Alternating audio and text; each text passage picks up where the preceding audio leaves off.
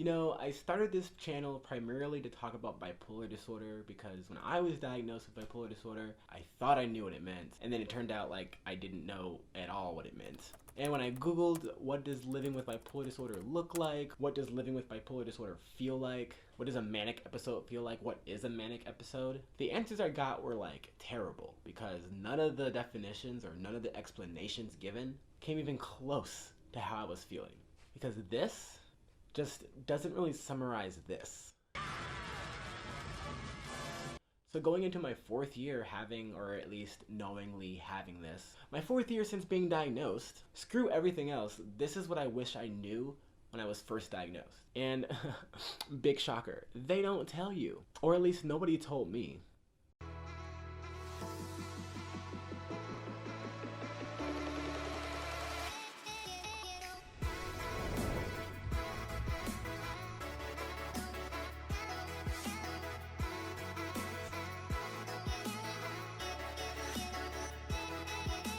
So when I was like first diagnosed with bipolar disorder, I like didn't even think I had it. I had no idea what was going on. Like it wasn't. It was just a disorder or a mental illness that I rarely thought about, and I had learned like what 2 months worth of knowledge, very surface level knowledge back in middle school when you learn about mental disorders and learn like not to stigmatize and learn like our bodies are changing and so are your minds and you might experience this, like that whole health unit. So essentially I knew diddly squat about bipolar disorder. Prior to my diagnosis, I had been diagnosed with major depressive disorder. I didn't know what the freak mania was.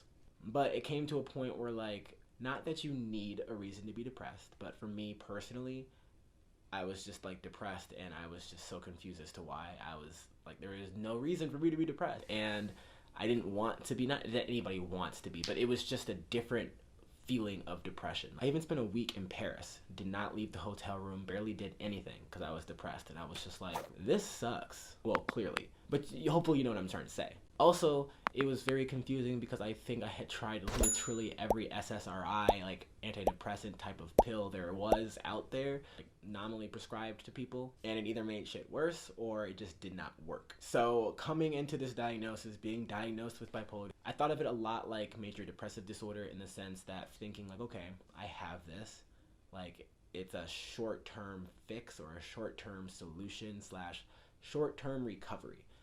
And again, caveat to that, not saying that major depressive disorder is something that you just get over and it's, you know, gonna go away and you don't have to deal with it anymore. But for me, primarily, that's kind of how it was. It was like, okay, I'm depressed now. I take some antidepressants. I go to therapy and I figure out why the hell I'm depressed. I typically figure it out within like 6-7 months and then I'm not depressed anymore. And then maybe next year or in 2 years or a year and a half or however long, it comes back. So it was very much we can target something and then like fix it and then I'm better. So bipolar disorder, and I did not think of it this way really seriously until as of recent. It's a lifelong illness and I did not think of it like that. I thought of it as like, okay, this is something to get over and then we're good. With that thinking in mind, we might have made it worse for ourselves in the sense that like bipolar disorder is actually, as I said, lifelong, or you have it forever. And it's not funny. I'm just kind of uncomfortable because it makes me nervous. And it's also a progressive disease. Progressive meaning that it gets worse over time if not treated. Think of it as like cancer, I guess. That's the only other thing I can think about, or Alzheimer's, or anything else that's a progressive disease. It gets worse. And that's what we've been experiencing. In so few words, I've been having like cognitive difficulties, and when I say that, I don't mean like trouble well, yes, trouble concentrating, but it goes so much further than that. I've been having like memory problems, I've been having problems processing information, especially new information. It's like, for whatever reason, my brain gets stuck in this jam where it's, on my worst days, it's been quite literally not knowing what the hell is going on. I'm not dissociating, I'm not like in psychosis. I literally, like I'll be driving and I'll be like, where am I going? And I'll forget like why I even got in the car in the first place.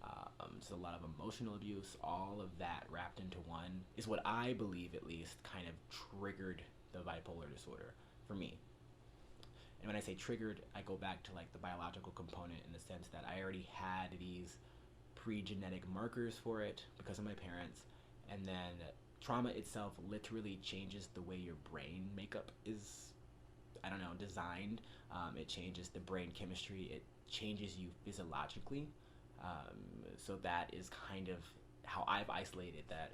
I was pushed more into the bipolar spectrum of things, you know, first being depressed and then kind of experiencing that mania and psychosis and all of that other hallucinogen, like the psychoactive or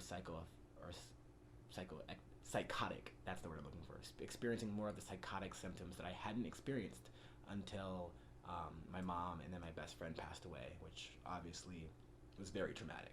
So in kind of understanding or breaking that down, my hope was to create the context that bipolar disorder is based off of brain chemistry, it's genetics, it's DNA, it's very, I wouldn't say it's very easy because like I don't know, I'm just reading the research on this, but it's clearly identifiable, or it's clear to see the changes in someone who has bipolar disorder, especially untreated severe bipolar disorder.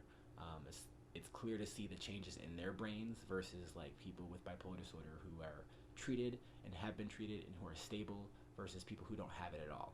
Like the brains are very different, and the people who aren't doing so well are like the people who aren't stable and who have bipolar disorder and it's just running rampant. To put it bluntly, they're fucked.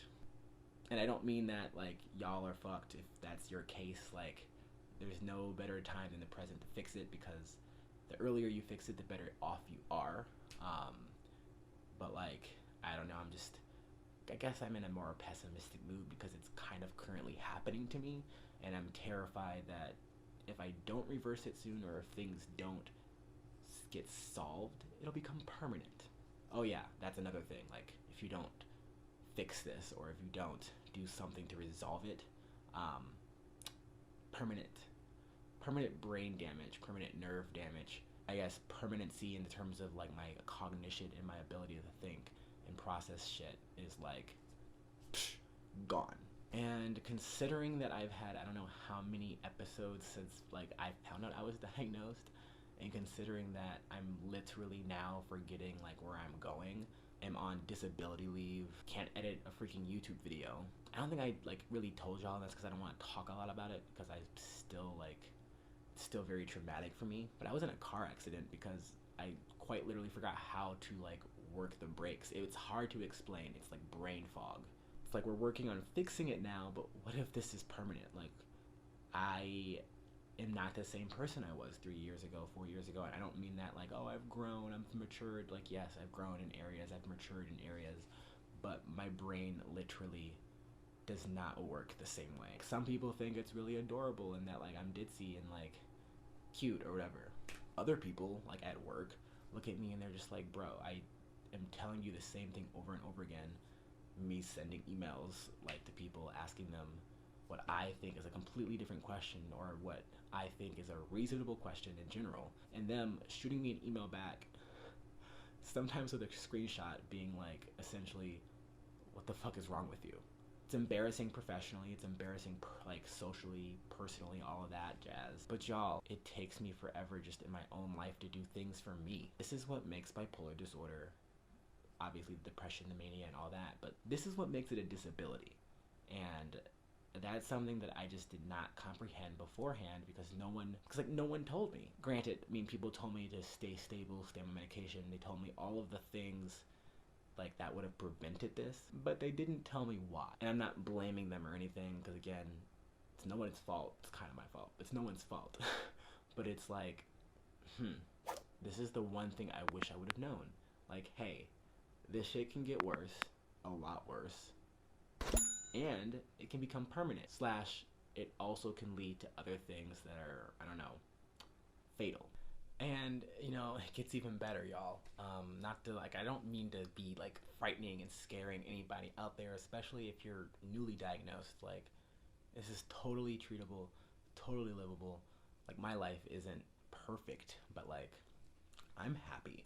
I'm just trying to remain that way. But, unfortunately, there's more not so great news, or like nothing to be like yay over.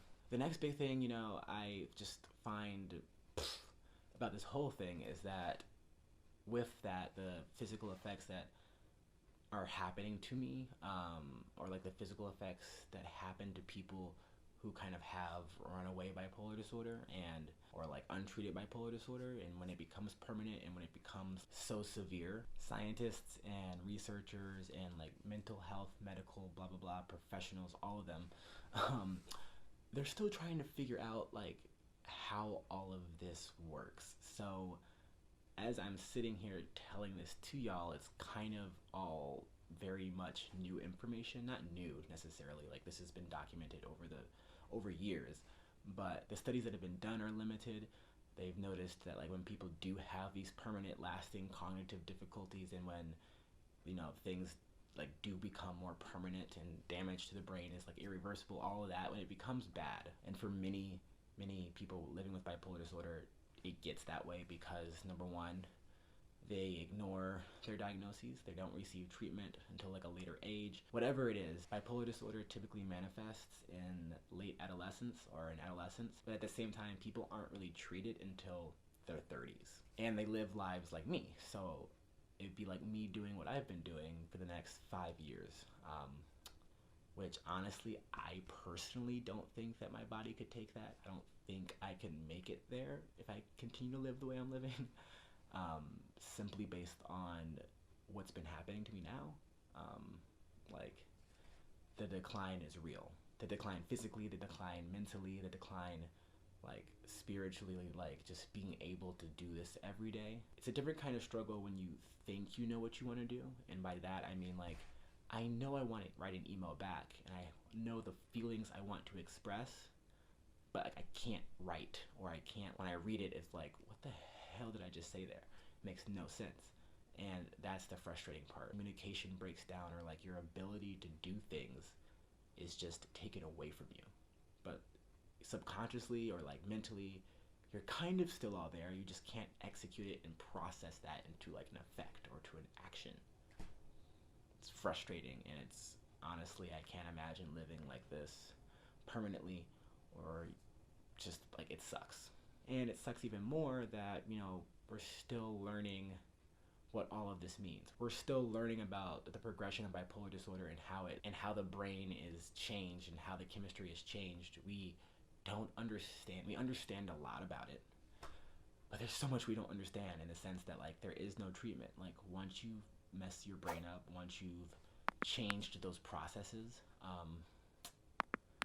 there's no treatment for that. There's some forms they're exploring, but there's no like foolproof strategies, because everything that's being done is being done now. So it's great, like, I guess maybe if you're born in 5 to 10 years and you have all this, like, you'll probably be fine. But like, for us who are currently living, like, I need a solution yesterday. But it's okay. I'm remaining positive because I realize the solution, at least for me, this sounds kind of gloaty. I don't mean it to be like, haha, fuck you guys, like, yay me. I don't mean it like that. But for me, at least, I'm recognizing, and I'm doing the research, and I'm learning all of this now. So it's still in the early stages. So like, hopefully we can turn things around. Not hopefully, like, more than likely, especially if my doctors agree, I'll be able to turn things around before things get any like worse.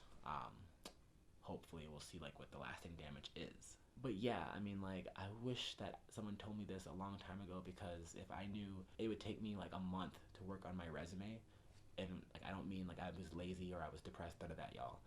Like, legit, like, I would work on it for maybe, if I counted all the minutes and like stuff together, 2 to 3 hours a day, because I literally could not, like, 2 to 3 hours that were productive. I just couldn't. And it took me like 3 to 4 weeks to do this one thing. And that's just, everything is forever.